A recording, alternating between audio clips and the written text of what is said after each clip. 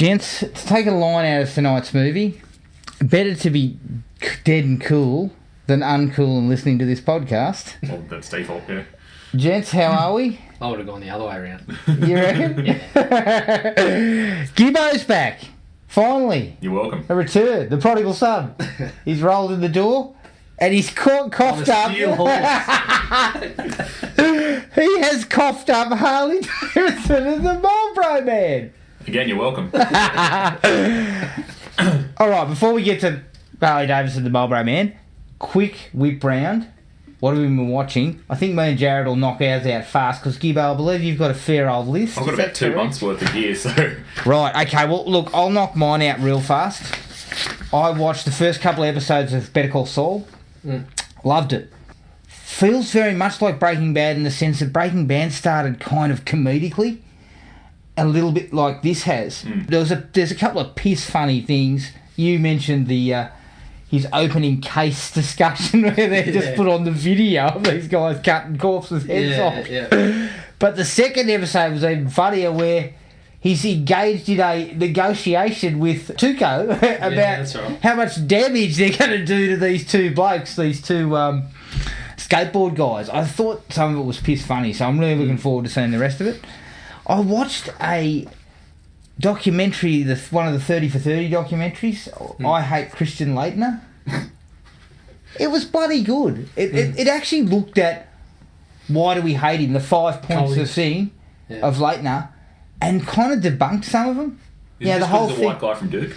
Yeah, well, the whole thing was everyone hates him. one of the reasons why we hated him was privilege. But he actually didn't come from money. No. He just played for Duke. Yeah, because he went to Duke, it just blew out. But it was quite good.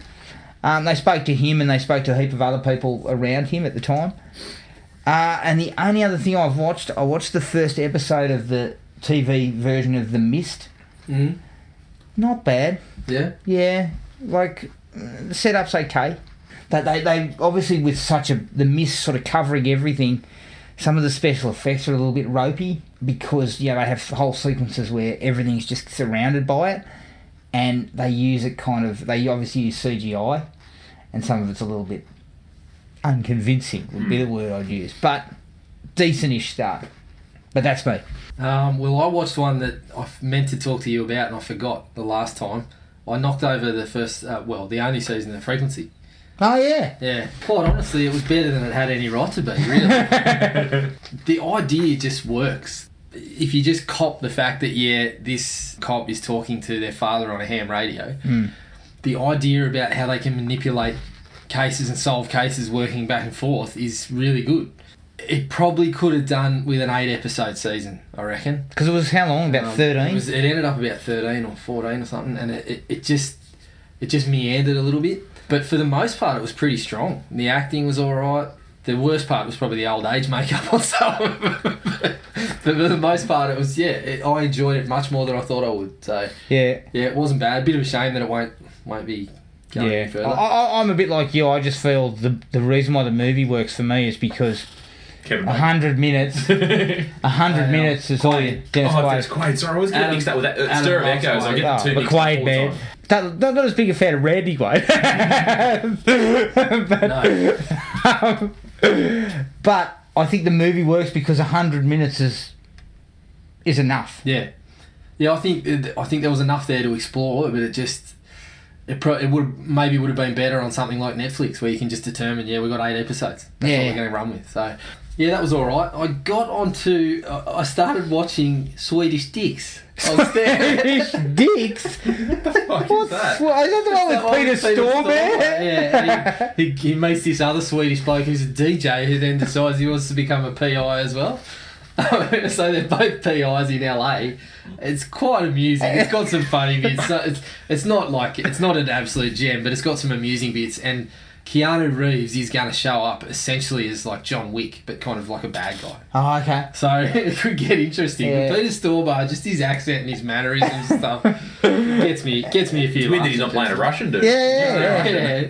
I've been watching Game of Thrones, so I'm up to date on Game of Thrones. Good boy. I've read an article. Now I'm not a Game of Thrones fan, but I saw an article saying has it jumped the shark? It's in trouble at the moment. There's a lot of time travel or something involved. No, not time travel, but there's people covering great distances in short amounts of time to move the plot forward. There is a little bit of time travel. Because Bran Stark can go back and see events in the past. Yeah, but everyone doesn't know if he's actually going. Anyway, that's. Yeah, but it's just the problem is the show up to this point has always been really well thought out, really like well paced and thorough with the now they're starting to go. They got past the books. They've got they got also past the books. They don't want to do it anymore. The two showrunners are over it. And you can just tell they're just like, fuck, let's just get this over with. The one thing I love about this season is you can tell it's heading towards a resolution. Oh, yeah. So and there's awesome stuff. Like all the set pieces and stuff are really cool. It's just there's really big issues with, some very convenient things taking place. Some stupid plans this week. Oh, the stupid plans but like I said, like the dragons turning up just when they needed to save them from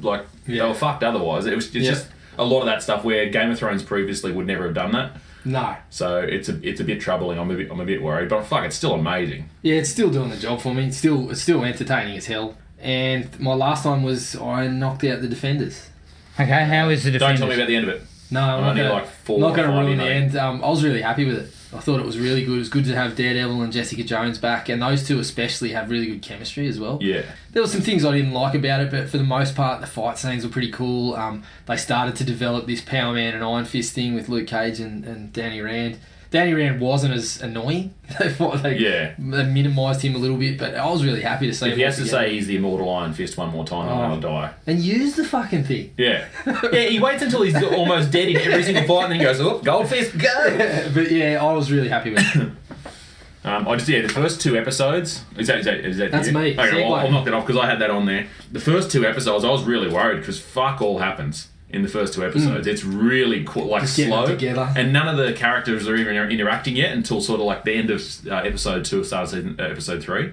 And I was looking at Riley a couple times. What is this? Like, it's troubling. But it, like you said, it's good to have Daredevil and Jessica Jones back because I think the other two are probably the weaker of the four. So yeah, it's good. Like I think I'm in five episodes in or something. It's pretty good so far. Sigourney Weaver brings a lot too. Yes. So, she's a villain, is that right? She's a villain, yeah. She's pretty good. So yeah, obviously I haven't been here for a long time, so I've got quite a bit on the plate. Some of it is stuff I watched in cinemas and is quite a while ago now. So I went and saw Wonder Woman in the cinemas. Yep. Mm-hmm. I'm assuming you guys have probably seen it. I haven't seen it, but I know. I hear it's good. It was pretty good, yeah. Definitely the best of the DCs so far. So that was low bar. Very, very low bar, but it's got a whole different feeling to it. It's like they've finally just gone, hang on, maybe we're wrong about trying to make everything look like the inside of a cave. They actually let people crack a few gags. Yeah, there was some good gags in there, and there was a bit of colour and stuff like that. I thought it was really, it was pretty good. I watched it. I heard Coxie talk about this one on one of the recent ones, the Kickboxer remake. Oh yeah, caught it. Yeah, pretty funny. Not sure why Jean-Claude just didn't beat the guy himself because apparently he's invincible in it. But everyone, they're just you jump in and take this guy. Yeah. No, it was pretty good though. Yeah, it had a few different ideas. It had enough. Yeah. As Jared said, mate, when your high watermark the acting performance is Jean-Claude Van Damme, best of it, yeah. You know you've possibly because even got Batista doesn't really have anything to do. Well, Batista doesn't do anything. No, he just kind of sits around on his ass. And it's the same as What's-Her-Face too. So they have her in there. She doesn't even fight anymore. Yeah. So very weird. There's a couple of cock-ups they made, I think, at the end of the day. As you guys noticed earlier, I watched Sandy Wexler on Netflix for some reason. It's like I'm masochist or something. I don't know. You are drawn to the so bad. It's really bad, and some of it's just nonsensical. Like they're trying to play it off like it's a quasi sort of real true story sort of thing. And fuck, mate, if that bloke sounds even worse. they're obviously not saying it's a true story, but they try and place him in the real world. Like they get a couple of real guys that come and say, "Yeah, he was my agent," whatever else. And, God. fuck, mate, if you were anywhere near the bloke ever, you would not have hired him. I don't care how bad you were. He's just the most irritating, inept character of all time, and somehow, I don't know. It's not worth it. Netflix, great. You dropped the bloke. Although they keep getting clowns like you to watch it. Although I can't say much. I've seen the other two. Yeah, we've both watched the other two. Yeah, we're not good either. Watched Spider-Man, the new Spider-Man in cinemas. Yeah. Pretty good. Yeah. I was really happy with it. Good villain again for Marvel, which helps. And yeah, they've got Spider-Man and Peter Parker down now with they've nailed it a lot better. The age is part of it. Difference. He's just got a lot more charisma though than the other guys. And Tobey Maguire looked 40 in the first one. Yeah, but he was just a whiny bitch the whole time as well. Like he just looked like he was going to start crying at any point, and he just never sold the other parts. I don't know. I thought he was always looking like he was about to break out into some dancing when he his head out. It's Spider-Man 3. We won't talk about that. Watched the full season of a show on Netflix called Gypsy. Was that the one with Naomi Watts? Yeah, pretty interesting. She's basically like a psychiatrist, and she just has like it's kind of hard. It's not a real word to get into, but it's worth a look. It's got some interesting ideas. Unfortunately, it wasn't renewed. No, it was only once. And the way they leave the first season, like the story's not finished. So it's a bit of a drama that they didn't get to continue. Bit of a cock up on that front. Watch Lego Batman with the kids. Yeah. Pretty straightforward, just what you'd expect. Watch the remake of the newest, I think, of the Texas Chainsaw movies. 3D? 3D? No, not the 3D with Alexandra Daddario. Yeah, that was the 3D one. Okay. Yeah, well, it didn't say anything. Mate, did you shit your pants when the guy goes downstairs? The guy's nicking all the... Yeah, out of the fucking shadows. Mate, it just comes from nowhere. Yeah. There's some dumb shit at the end, like some of the, I don't know. The whole thing about cuz. The cousin thing, getting cuz, that sort of shit. Like, that stuff's stupid, so stupid. But yeah, there was some, like, it was decent. But I did like bits and pieces that worked. Yeah, I actually found it alright. Yeah. You were a fan of Trey Songz, weren't you? Jesus. I kept asking, who is this guy? I watched the remake of The Magnificent Seven. Oh, yeah, how was that? Not amazing. No. It's pretty standard. I thought it was alright. It's like a 3 out of 5. It's got a solid cast. Yeah, it's just it sort of doesn't know what it is a lot of the time. Like Chris Pratt's kind of doing a lot of the comedy sort of stuff in it, and it just doesn't feel like it fits. Yeah. And it just sort of takes you out of it a bit. Yeah. There's some fine bits in it, but yeah, it's just a bit sort of off. Something just doesn't feel right with it. Finally caught Rogue One. Never been a Star Wars fan, but the last two I've watched are really good. Episode 7 and Rogue One were both really good, so they've got me there. I'm not going to go back and watch the originals, but I've only seen bits and pieces What's of the them. prequels? No, definitely not watching the prequels. Okay. I know enough That's about the real meat of the story. Mate, I've heard enough about that to know to stay clear. Well, it's probably the fat on the meat, really. I watched season 6 of Suits. More of the same. It's Yeah. I went off Suits at about season 5. Yeah, it's just all the same shit. They always look like every case is on the verge of getting lost, and then there's a last minute. Yeah. It's the same. They find a document or something, and I'm like, yeah, it's the same issue. These guys are professional lawyers. They're pulling this sort of bullshit. Yeah, the story arc for all the seasons is the same as and like I said, it's the same issue I had with The Walking Dead, where you can kind of see what's going to happen the whole way through. Yeah. It's just meh, but I'll keep watching it. Penny Dreadful. Watched all 3 seasons of that. How's that? Any good? Dreadful? Fucking awesome. Yeah? It's really good. It's really, really good. I didn't know what it was. I thought it was kind of like emo sort of fucking, I don't know, weird shit, but it's kind of set...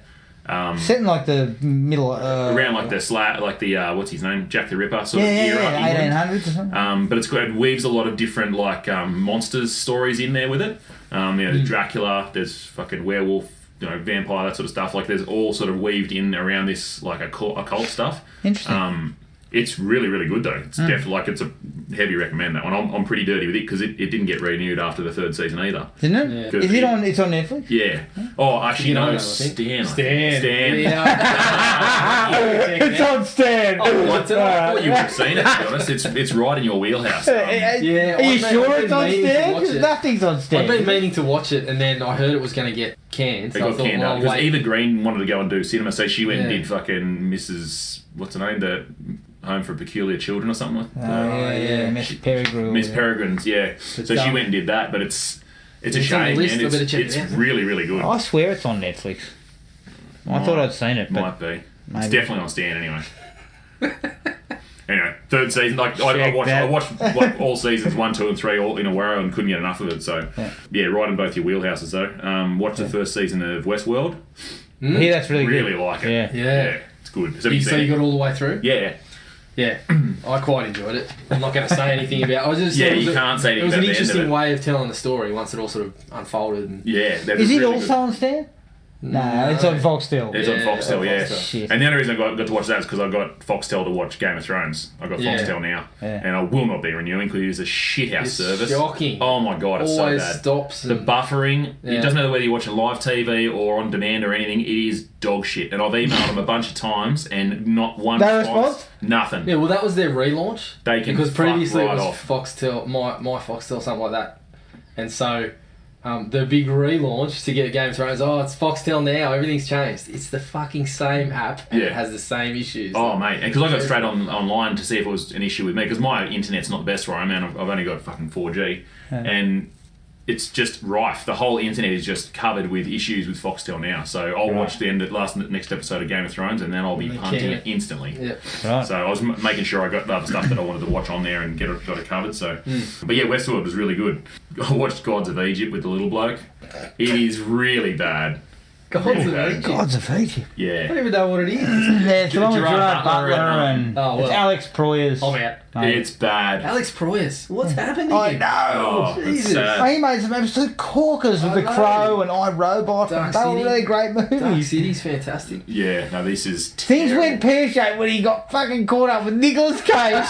Right. That stupid man. one about the fucking capsule. No. The only thing about that, the only great thing about that was I decided to Jessica watch Biel. that in bloody Gold Pass. Pass. So I was sitting there ordering No. up my dinner and I was thinking, thank Christ I've got something to eat. Otherwise I'd be This so is terrible. Are you sure that inside that fucking that thing they dig up didn't say Alex Proyas' career's in the shit in the time should've. I capsule? can't believe you went and watched that at a cinema. Oh no, That's what an idiot. disgraceful.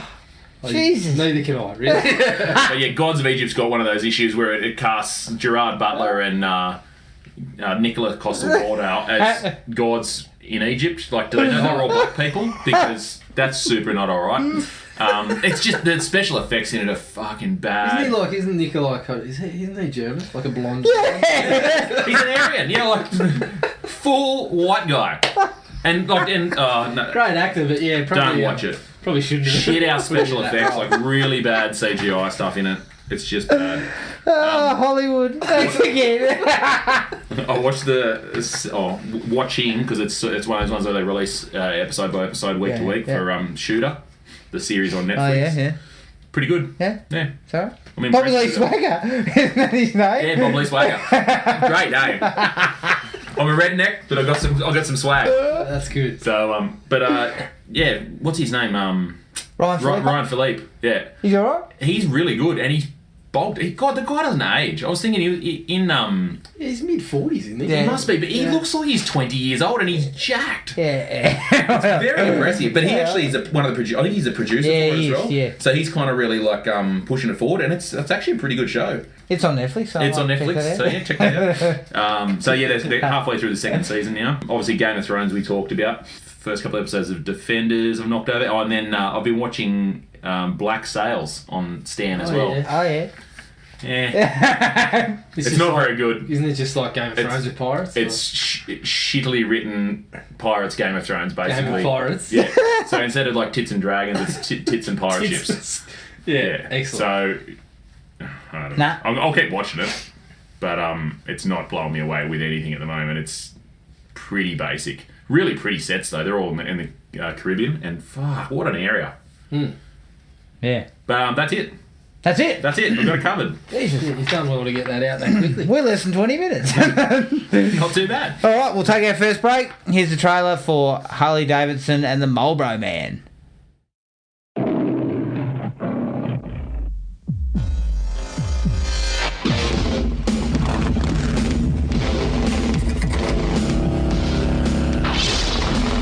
Harley.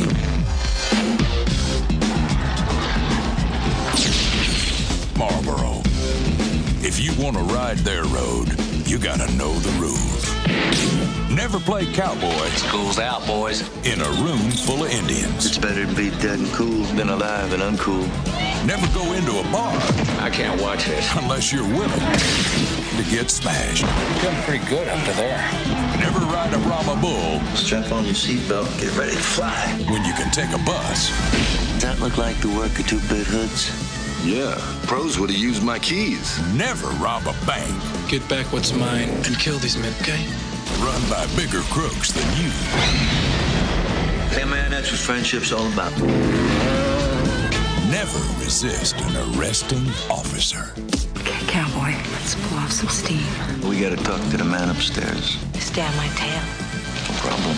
Never start at the bottom when you want the man on top. Never dive from the 20th floor. We're gonna jump. I hate you for this, Harley. I hate you, Harley! Unless the pool is full. You guys are a piece of work. Shoot him! Mickey Rourke, Don Johnson, Harley Davidson, and the Marlboro Man. I can't believe you shot me. All right, 1991's Harley Davidson and the Marlboro Man, directed by Australian Simon Windsor. He directed The Phantom and Free Willy. Oh my god. The Phantom. What? Produced by Jer Henshaw, who produced Can't Buy Me Love, and written by Don Michael Paul, who wrote a Seagal flick, A Half Past Dead. I believe it was him. There we go. That makes all the sense in the world. Was that the one with DMX? No, that was the one with Mo Chestnut. That's right. Chestnut. Return of the Chestnut. It stars Mickey Rourke as Harley Davidson, Don Johnson as Marlboro, Chelsea Field as Virginia Slim. I'm going through a fair list here because there's quite a few people. It's quite in a it. cast. Daniel Baldwin as Alexander, Giancarlo Esposito as Jimmy Giles, Vanessa Williams as Lulu Daniels, Tia Carrera as Kamiko, As non-speaking. Big John Studd as Jack Daniels, and Tom Sizemore as Chance Wilder. Great name. Budget was 23 million, box office 7. Really? Is that bad? Jesus. That's more. Now, just to rub some salt in the wounds, in numerous interviews, Mickey Rourke has said that he signed on to this film purely for financial reasons. He said it made him feel like a sellout. And fueled his descent into self-loathing in the midnight. Yes. And the funny thing is, he looks like he's loving it when he's in the movie. Right up his alley. Mickey Rourke, he has basically just tagged the film. Well, there's a few other blokes that should have been as well. Fueled his descent. Obviously, they were happy. Cough, cough, Daniel Baldwin. Yeah, obviously they were happy to cash the check and walk out smiling. The problem with Mickey's resume is surely he's been self-loathing for years, if you look at He it. didn't exactly have a purple patch around there. I No. could just imagine him on the set with everyone else happily sort of, not self-loathing and him sitting there, have you no shame? What have I done? Alright, okay, I'm going to go first here. This movie is pure ludicrous 90s action. And it's cut from the same cloth from your Tango and Cashes and your Roadhouses and these sorts of things. They're a little more sensible, but it's the same type of thing. And it's occasionally quite cheesy. Like, I actually enjoyed the first half of it, I reckon. But geez, when you actually break it down, it's lacking in a lot of departments, unfortunately. Like any story. Story, acting, a few other things. It's a 1.5 out of 5 for me. That's hard. I think I might be a higher mark than I've made over here. Look, I gotta say, after 2.5 minutes, I thought, fuck. Gibbo stitched us up. I thought this is the returning serve after all these films that you were unhappy with. Oh, you give him Dropped a back a bloody couple. grenade on us. But I must say, I did enjoy parts of it in a stone cold kind of way. Yeah. A little bit ridiculous, a little bit over the top. Yeah, it is lacking in a lot of areas. But there's enough entertainment, especially in the first half. There's enough entertainment to get a few giggles, and I'll probably end up with a 2 in the end, funnily enough. So You told me it was a fucking 1. yeah, I thought at one stage I was fuming, but then I sort of settled in and thought, oh, this is alright. But the funny thing was, I sat there watching this and I thought, this is a joke. Gibbo's fucking stitched us up. And then I hit this point where I said, Nah, guaranteed, when you were fucking 12 years old, you loved it. You loved it. Actually, my brother loved it. Yeah. Every time we went to Video Easy, Keith would pick this movie up. Every single time. Like, I've probably seen it 50 or 60 times. Not a joke. A lot of times. Oh, man. I actually remember it being worse. Like, I actually remember it being like properly like pretty shit. And I used to get the shits with him getting that movie every single time. Like, I'd go and try and find something I hadn't seen, and he'd insist on watching that. So that was a bit shit. And I've probably got, because my mark, I'm significantly higher than you, Blake. Where are you, mate? If you're a 3.5, no, not that high. Oh shit! No, I'll go the 3, but it's a lot of it's nostalgia value and just the one-liners, the cheesy action part of it. I honestly thought you guys would like it more. I wasn't even trying to stitch it up. No, look. I didn't hate it. I did not hate it. 1.5 sounds harsh. I've got things that I liked about it. Yeah, it's not a good movie. I couldn't entertaining. give it more than a 2.5. I couldn't go with it like I could a Tango and Cash or a Roadhouse. Like, Roadhouse is just as dumb. Yeah. And just as poor and lacking in departments. But I could go with Roadhouse for some reason. I think it was because, it opens with, let's get nibble to nibble. This didn't really have that in there. But I just think that some of it, like, the villain side of it was problematic. Like, severely problematic. Yeah. We'll get to that later. We'll get to it later. Maybe boot into that later on. But just to get off on the right foot, the first 5 minutes sum the entire movie up. It's perfect. It's magic. Greatest intro music song, other than maybe Top Gun. You got the seedy motel. No better. The naked bird, naked Mickey in his jocks. Yeah. Then you got Harley Davidson motorbikes, Bon Jovi, Wanted Dead or Alive. That must have been most of the budget. Yeah, to get the rights for that. And then we get to I believe it's a 7-Eleven somewhere after he's been riding for days, and he just randomly kicks the shit out of a couple of folks.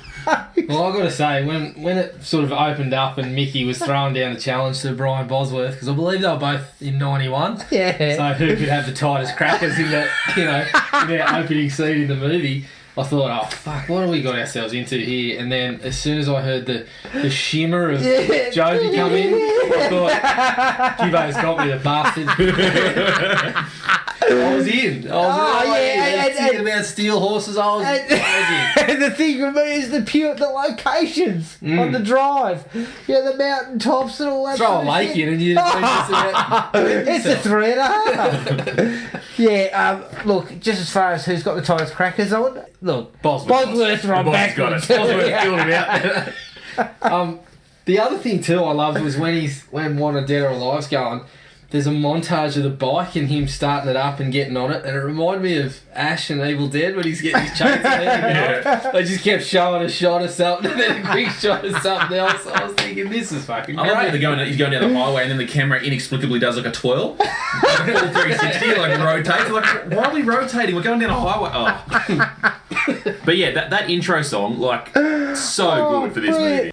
How many fucking cock rock songs are on the soundtrack too? Every time you're in a biker bar, all you can hear is ding, going off left and right. That was like. I loved it. I was just loving it. Also, you mentioned when he gets into the service station. I just love the action movie logic of Mickey Rourke's just strolled in. The bloke with the gun does not faze him, and he towels him up in about 3 seconds. So the bloke with the knife thinks, I've got this. I'm going to sort you out, mate. I believe he tells you I'm going to cut you a slice or something like that shit. It's actually a really good line, that one. Yeah, he gets pummeled. Oh, shit. Yeah, but there's a line that I didn't quite understand. The girl says, fill her up, and basically, it's on us. That's bad for business, he says. Jesus, because he's honest, mate. It's a character reference, right? So he knocks a chick over. Yeah, but Mickey's a sellout. I know. But he does that. He has a motorbike. Self-loathing at the time. He beats guys up. And then he's honest about it and pays for his fuel. Great. The character intros, there's his and then Don Johnson's character, playing pool, wants to knock old mate's missus off as well. Because it's part of the bet. Yeah. And what's the whole mate's, the guy with the Indian mullet? Bobby Six Killer. Yeah. So good. Oh, man. So good. Is there ever been a greater, like, slimy henchman dude than Bobby Six Killer? Mate, Six Killer in the 90s was making a living out of getting his ass kicked. Yeah. Just Chuck Norris whips his ass in some movie I saw. Yeah. The great thing I thought was we're not even one movie and we're nut shots, back-to-back nut shots. Yeah. Not quite Roddy Piper territory. He didn't sort of get the treatment that Piper got, but he got two of your best. Wasn't Bobby Six Killer in that? Really Hard to Kill as well? No, but wasn't he in Desperado, the TV series? Yeah, Renegade, yeah. Yeah, Lorenzo Lamar. Oh, so shit. Just to go back to Don Johnson's intro, had a great like.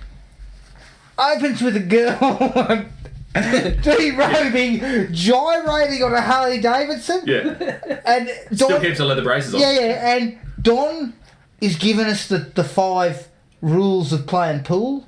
And he keeps walking back and forth in front of Six Killer. And I got the first rule, and maybe the 4th. Yeah. But all the others, he kept standing in front of the bird gyrating. Yeah, she's in the background. Can you get out of the way, Don? So you just got the ring in the ears like an explosion had gone off. Just looking straight at that. What was that, Don? Yeah, it's kind of like, boo. The 4th rule. It's dial tone. Don, we're back with you, mate. Oh, excuse me? Yeah, but again, just pure lunacy, but brilliant. Like, what a way, like, this was the 90s in a nutshell, basically. And it essentially set this film up. We were 10 minutes deep. We'd had all that stuff with the opening with Mickey Rourke, the Biffo in the 7-Eleven, another chick in the Nerd while Johnson tells his life story, and then Bobby Six Killer gets the shit kicked out of him in this, what can only be described as a seedy bar. That's the only way to describe it, for sure, yeah. I mean, quite frankly, you need a tetanus shot to come out, come out of there. You'd walk in there, your shoes would stick to the carpet. It'd be like walking in quicksand. Yeah, like you'd have to go to a doctor the next day and ask for an STD check just to make sure you weren't, exposed to something all the time. Did you guys get that we're in the future? Yeah. Not until Baldwin showed up, I didn't. Yeah, right. No, There's a few references. I've got a dislike that I thought was piss funny that gives you the gist of the future. That I like that it tells you the future because it tells you Die Hard 5's just come out. Die Hardest. Yeah. There's a billboard for it. Yeah. I'm like, fuck yes, they nailed it. I just thought this, alternate universe, something like that, but they needed to slap me around the head a bit harder with that. They needed to have hover It's bikes not or obvious, Well, it's not obvious at all. I mean... No, the only thing is they say is Burbank's turned into an airport. Yeah. And there's billboards and signs and stuff around, but like other than that, all the vehicles are standard. Yeah, everything's standard. Nothing's futuristic. Now, just to Bobby Six Killer still got a mullet. Shit, I think he's wearing one of them string ties as well. He is, like the lace up ones. He's a big fan of those. He's in that every time. It actually hasn't got a bad cast. It's a really good cast. None of them do anything like deliver much of a performance, but the cast is solid. It's got a combo of like good actors, and then not classic, and classic action movie staples like there's the film studio falling apart again. Around us. That's common as well. Yeah, that's 2 weeks in a row as well. Then you get the repair bloke here to sort things. We're in a different studio this week. You think that it was a 100% normal fucking thing. Yeah, no, but you've got the action movie staples like a wrestler in a supporting role. So I was loving it. You know what? Big John Studd's not an actor's backside, but he's a huge man, and he fit that role quite nicely, I thought. Yeah, like when he puts his hand on his partner's shoulders, and he nearly just palmed her by the back. Yeah. His hands are massive. Vanessa Williams. I will say this. Mickey Rourke is phoning it. He was self-loathing from minute one. Oh. But I actually kind of got a kick. It wasn't just him that was loathing him. I actually got a kick out of Don Johnson. I thought Johnson was good. Yeah, he was charismatic. He was, He sells the serious bits as well when they're trying to have like the deeper meaningful bit. He sells that. But there's a couple of bits that one bit in particular for some reason I burst out laughing. I think it's his delivery and the way he handles it. But when they're holding up the armoured car, and he's up on the top. and he jumps down. He's got a mask on, and as soon as he hits the ground, the mask goes. And he goes, "Oh shit!" Pulls it back up. I just started pissing myself. I thought it looks like it accidentally happened, and then he's just gone with it. Yeah. But yeah, I reckon he's all right. Yeah. Like Johnson's kind of. He's in the wrong film. He doesn't know. No, he's in the right film. He feels out of place because he's actually delivering some sort of performance, whereas the others are not. Yeah. But there's a decent cast. Like, as far as... Yeah, it was good. You know a hell of a lot of them. Yeah, there's plenty of familiar faces. I mean, Giancarlo Esposito looks like he's fucking come from the Sergeant Pepper's. He's wearing a Sergeant Pepper's jacket. He's unrecognisable. And he's got a jerry curl. Yeah. He's got a mass jerry curl going on. Yeah. We are just besmirching the character of everyone from Breaking Bad. We found Tuco in Under Siege.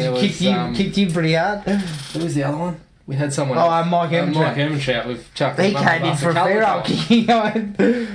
I do like the line of it's better to be dead and cool than alive and uncool. Yeah. I actually think that actually it's a nice little line. It fits well. It sort of suits what the movie was trying to go for. Yeah. And it's kind of tone deaf, just like that.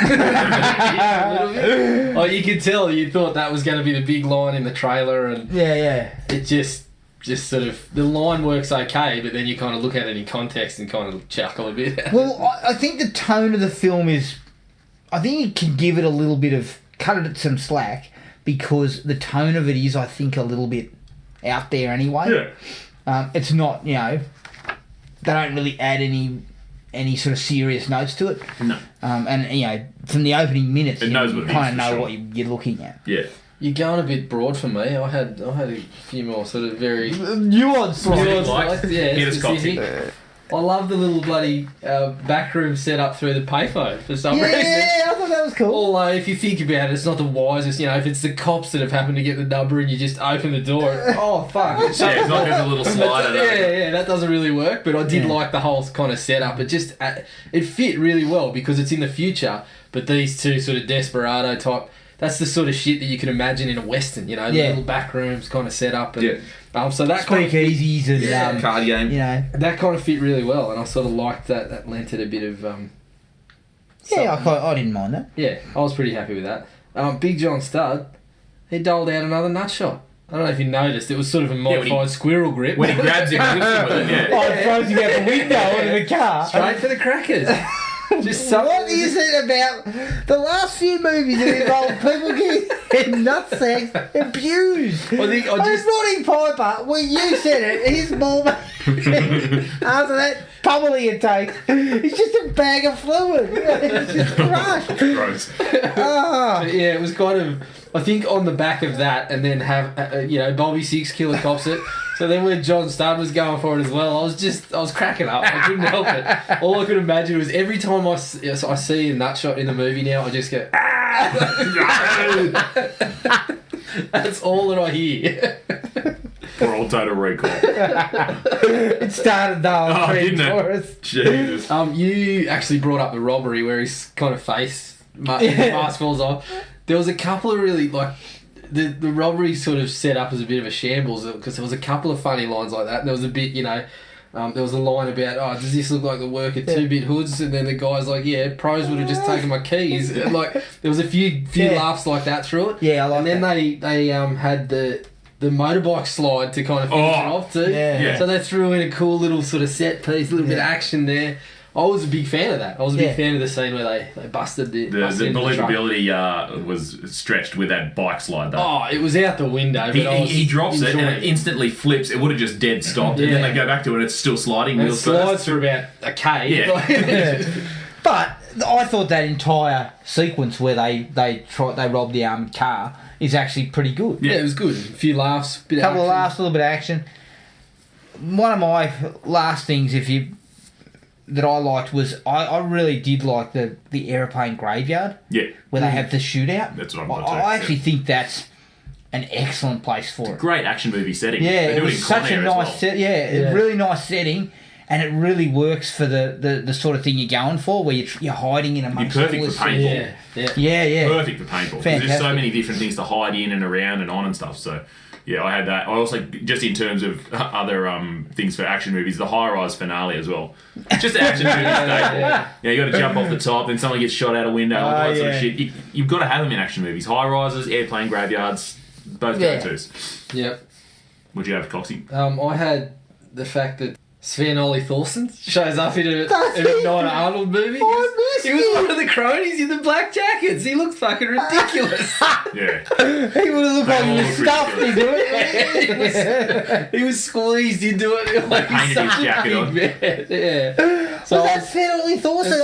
I'm disappointed that I didn't see Sven. Yeah, I noticed him. So he was in there. That was great. I also loved, I don't know why, but I was just in hysterics when they're leaving the shootout at the plane yard, and just before they leave, it kind of felt like another ad-lib almost. Don Johnson just goes, "Can't believe you shot me, you dickhead." Yeah. No, he starts going, "Shitbird." Yeah, but he says you dickhead, and then he goes, "You shot me, you shitbird." Like it's still just sort of processed. Yeah. And he picks up his hat and just goes, hits him with waxy with it. Yeah, I like that. Again, Johnson gets the opportunity to be sort of cool and get a couple of those funny lines in. Yeah. I think that's what hurts Rourke, other than self-loathing. The fact that he can't shoot at all. But he doesn't get any of that. Like, it's supposed to be that he's cool, but it never really comes across. No. Except for him and his crackers at the start. That's about... Oh, and when he lands that as soon as hitchhiker Bon at the end. Jovi stops, Oh, that's yeah. the She wraps her legs around him. Like, that's on. It's happening. What a great... He puts her on the bike and she wraps his legs. He's like, yep, I've got this one. Oh, right here. Yeah, she's a good sport. Any other likes, people? Oh, I think that was it for me. Nah, No, that's enough. Yeah. Just all the one-liners are just top shelf. There's some really good ones. My dad left before he left his shitty world. All those things. Yeah. We pretty much covered You this. thought he was Yoda, didn't you? Yeah, well, that was one of my dislikes. Going into it, that Don Johnson was Yoda every 2 minutes. Actually, it was almost every second line of his dialogue was something about some pearl of wisdom or From his dad, something his father told him. I didn't mind it in small doses because he was obviously the level-headed one and could handle the situations and. You knew that was what was going to happen when it opened with him playing the pool, and he was kind of like the hustler type. But just a couple less pearls would have done just fine for me. I think. He probably could have dropped my daddy when my daddy left this world. If he'd have cut that off, some of them, it may not have felt as grating because it kind of felt really repetitive. It felt like he was just coming. You always sort of knew the pearl of wisdom by the start of it. When I was saying that the future, I didn't quite understand why it was in the future, for starters. There's not really a reason for it. And then it's dated by that scene where they turn Burbank into an airport. They look up the Concorde goes across. And I'm just like, oh, fellas. No. You might have missed some information about the old Concorde. It made me laugh just because I just thought it's actually dated it even worse. Even in '91, I think the Concorde was on its way out. Yeah. It dated it almost like the bloody Apple Newton dated Under Siege 2. Yeah. Products that kind of went away. Yeah. So it's kind of looking back on it, you're kind of laughing because you're thinking, well, you're saying this is 4 years into the future, but this product, this bloody plane was going. Yeah. But prior to that. I'm going to get a little bit general now, but my biggest dislike of the whole movie, Harley he may be the worst hero ever in an action movie. Essentially, he just turns up, fucks up the plan that gets his crew killed, and then wants to take off. Yeah. So by the time he rides back in, like, oh, let's do this or whatever, it's just like, fuck you, bud. You've already screwed it. Like, the likability was out the door. The cool factor just didn't land for me. So, but I didn't think the cool factor even translated for him. No, I didn't feel it. Like, I would have loved it if it was just a Marlboro Man. Whereas, like you said, Johnson did, because even though he was kind of, the old school type, and my daddy did this, as you said, charisma. Plenty of charisma. But also, he had I hesitate to say it, a film like this, but he actually had some characterisation. The whole thing with the female cop and all that. As shithouse as it was, it at least gave him a bit more rounding in his character, rounded him off a little bit. Rourke was basically Rourke just had nothing. He was a cipher. There was nothing there. Yeah. No disrespect to Mickey because I like him as an actor, but he's just got nothing to do. No. And he didn't want to be there. He did not want to be there. Not at all. But when it's $23 million budget, you're thinking he's getting paid in the millions. Oh yeah, he would have for sure. So he felt obliged to at least turn up on set. They definitely didn't spend it on special effects. Because oh mate, going out the window at the end with the green screen, and he's actually green going down. That wasn't very good. I love that Don Johnson's little booty call though. That's Bruce Willis's missus from Last Boy Scout. Yeah, I was gonna say she's shown up in 3 or 4 solid action movies. So she fit nicely in she did fit very nicely in them. I can't remember what the other one was. It was definitely Last Boy Scout, and then there was one more that was a pretty big. It'll come to me eventually. So she's typecast. Then she's basically someone wants to go and root someone. She's the man for the job. She was also in He-Man too, so she's run. She was that. Yeah. I think she was Teela. She was. Yeah. Was she? Yeah. Shit, we have got to do Master of the Universe. It's on. We have to. It's a shit movie. It's a shit movie, but it's got to be done. I was talking to someone at work the other day about that stupid little Gwildor character in it. Oh. The one eating the chicken and the gravy and shit. Yeah. Orko's stupid. Let's do Gwildor instead. Yeah. Good idea. It worked, mate.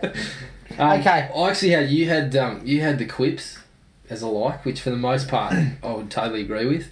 But there was one so bad that it just I was just shaking my head at the screen, and it was Mr. Six Killer. He's come up with ain't no cowboy, he's more like a pretty boy. And sort of just left it at that. I was just like, why the fuck would you even waste film on that? That's just dreadful. It was obviously taking bloody writing tips from Seagal. It was on set with him. Seagal, in between takes, Seagal saying, look, you want to write a good quip here? Here we go. I'll give you a free one. No, you can keep that. I did have a payoff though, because Mickey Rourke turns around and tells the henchman if he's just a pretty boy, you won't need any help. Yeah, that's right. So that's the only real reason for it, but it is a terrible line though. Shocking. I forgot one of my favourite lines though. Oh, go. Like a bit, how do you feel? Like a bit rolled hard, put away wet. I still don't know what that means, but it's in a lot of movies as well.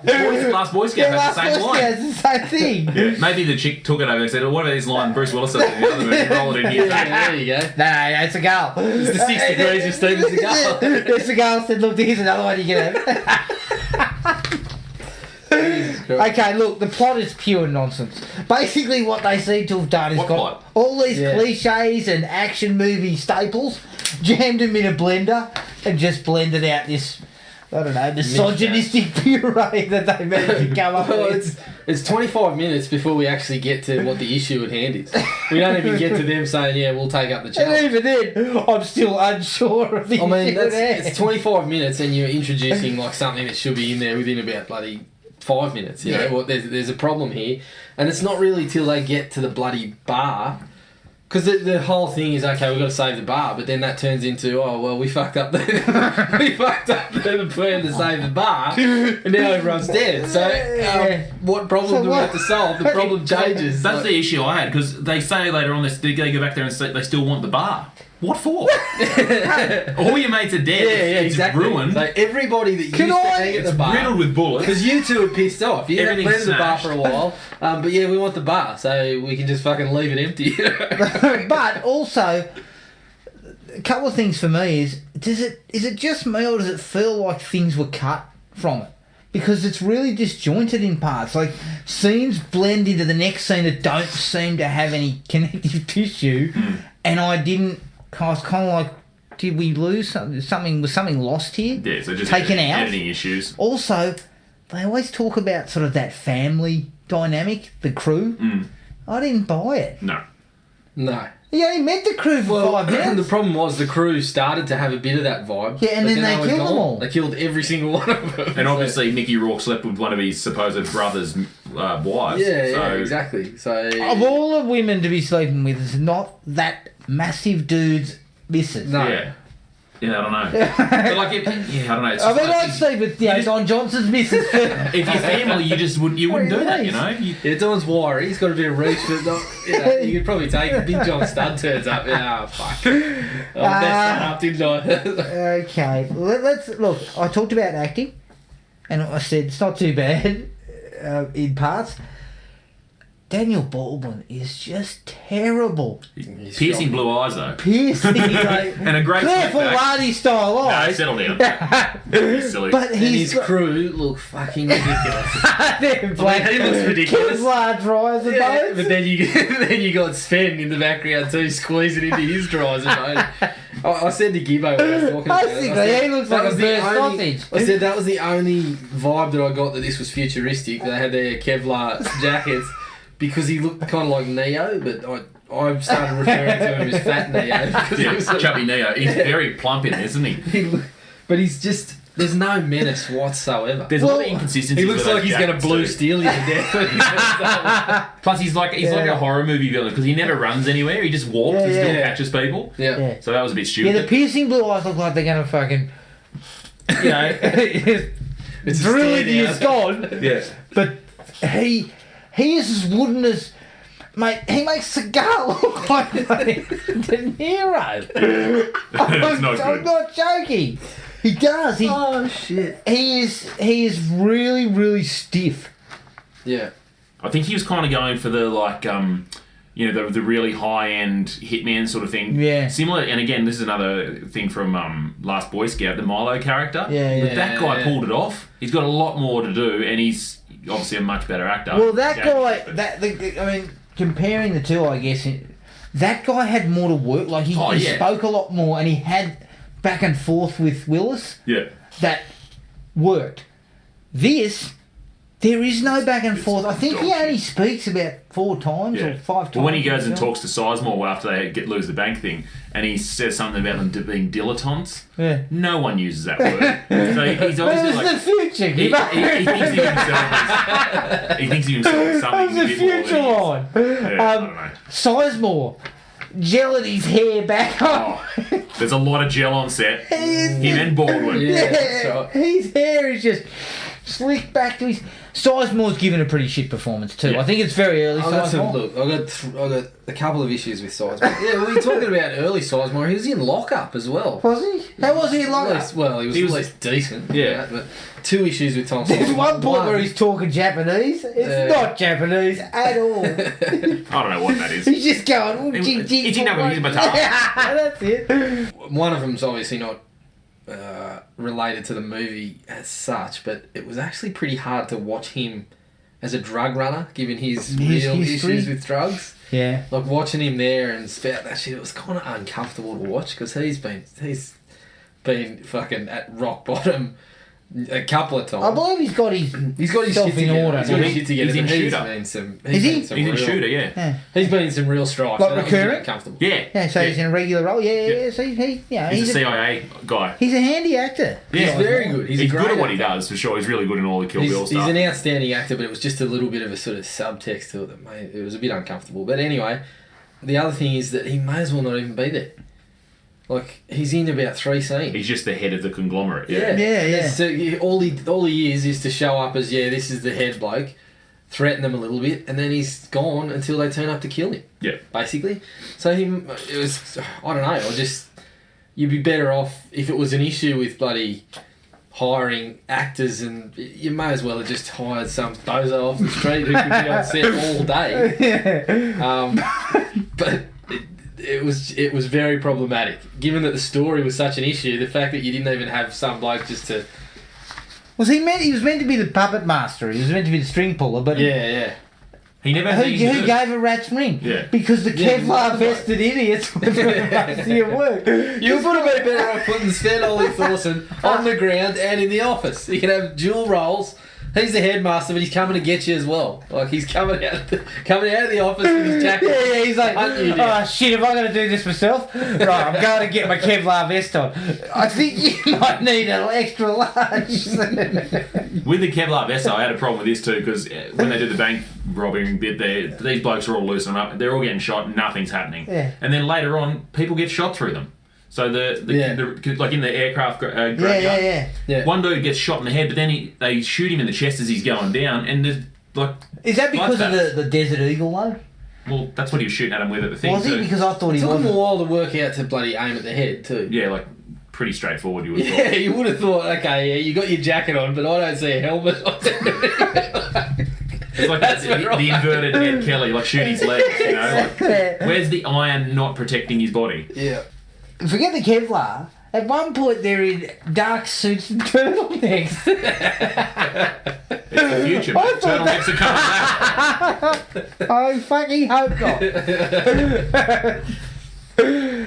The action, there's plenty of action scenes. There's a lot of noise, but the pulse doesn't quicken when that stuff comes on. Other than occasionally in the, as you said, in the plane graveyard, because it's kind of a cool setup. You can get a bit of mileage out of that, but the action itself doesn't really. Let me give you the classic example: the jumping off the roof into the pool. It just. It gets they have a couple of bit of banter about doing it, but you don't. There's no slow mo of them jumping off or anything like that. They don't really sort of grab you. They just sort of go. Mickey just jumps off, and it's like, I better go too. I better go too. Yeah. I mean, you're not fine either. No. No. Even a pin drop, you got sore feet. Your feet are hanging out of your ears. It's going to be 80 metres up, and the pool's maybe 2 metres deep. Yeah, you're screwed, mate. You are screwed. No, that never. But I mean, again, another hot action movie thing. It always happens. I believe people fell off the guys building the Harbour Bridge fell off and just splattered. They're dead. Yeah. Once you get past a certain distance, it's like hitting concrete. One bloke that fell off the Harbour Bridge ended up with his fucking shoes embedded in his feet. Yeah. He hit it that hard. Yeah. So like I said, they just fucking melded together, basically. Yeah. So, not to question this movie. I mean, not that it's not realistic. Anyway. The exposition at points is fucking horrendous. Like, they're just basically saying, hey guys, they might as well just looking at the audience, this is what we're going to do and this is why. And, like, it's really poorly done. Yeah. When they're sitting on the billboard and they're doing like the... Oh, yeah, they're having that little heart-to-heart. Yeah. He's talking about the shoe, his boots. It's just terrible. Yeah. Although the worst part of that was when the exposition ended and Mickey Rourke launched into something about if there's a God. Oh, I want to meet the guy. As soon as he said that, I was fucking... Yeah. Where's the next bar? Can we get to the next bar quickly, please? I just want to meet the dude. Mickey, your character is a scumbag, mate. He doesn't need to talk about this shit. Like, this is the problem with a movie like this.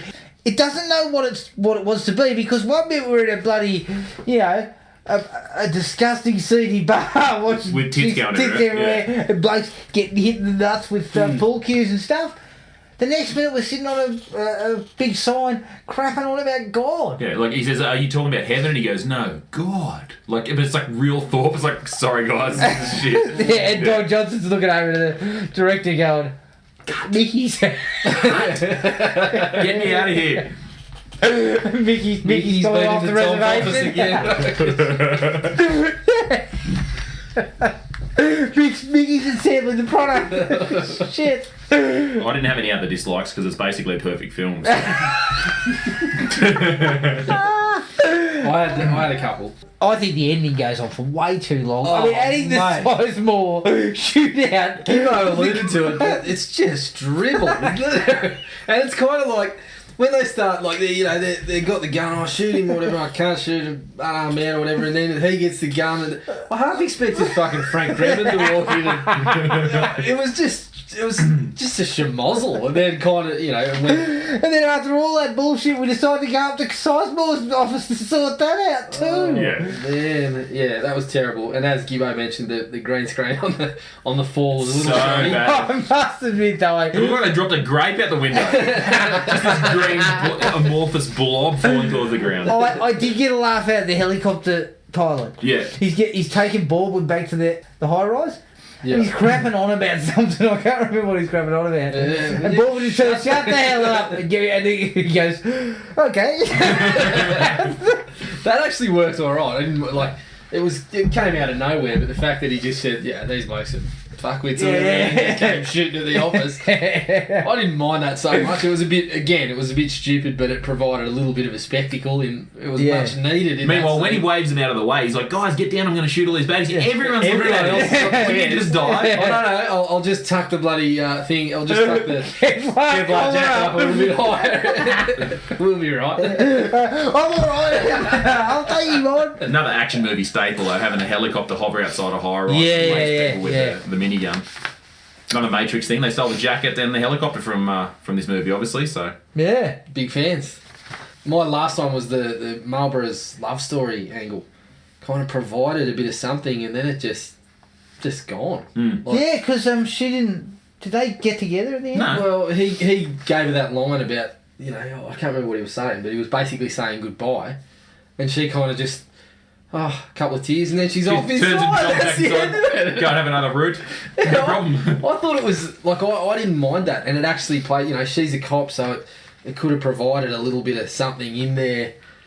Like, it could have come together with the cops involved somehow, but then that's what I was expecting. And then, the credits roll, and I thought, fuck, what happened to her? She just accepted it, all right. Yeah, well, she's getting married. Yeah, I know. He just didn't want to leave on bad terms. But Marlboro was Yoda. He's such a wise, he's just sage advice. She's going to miss that.